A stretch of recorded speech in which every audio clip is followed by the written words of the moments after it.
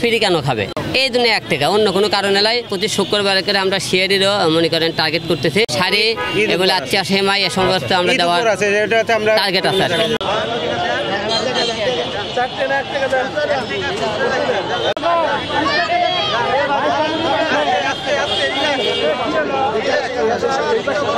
আসলে প্রতিটা লোকে আমরা 1 টাকা দেওয়ার উদ্দেশ্য হলো যে সে ফ্রি কেন খাবে।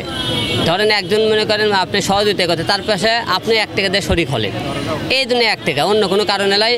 সবার শরিক আর সবার মনে করেন জানেন রমজান মাসে আল্লাহ পাক বলছে যত দিতে পারো সে তো সব পাবা। এবং সারা বাংলাদেশের যেখানে মানুষের যার দেওয়ার সমর্থন আছে, আমি মনে করি সবাই আপনার পাশে দাঁড়াবেন। কারণ এই উদ্যোগটা সেলিম 3 বছর ধরে নিয়ে দিতেছে এবং আপনারা সবাই পাশে থাকবেন। আমি হিরো আলম ফাউন্ডেশন থেকে আজকে দিতেছি। আমি টানা 10 দিন দেওয়ার টার্গেট করছি। পাশাপাশি সবার সহযোগিতা দিলে পাই আমরা সারা রমজানই দেবো।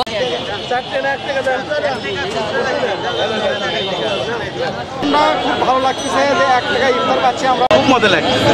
প্রথম নিলাম এই বাজারে 1 টাকার কোনো জিনিস পাচ্ছি না, তাও যে দিচ্ছে এটাই তো। ঈদের আগে আমরা যেহেতু আজকে ইফতারের আয়োজন করছি, আর প্রতি শুক্রবার করে আমরা শিয়ারিরও মনে করেন টার্গেট করতেছি।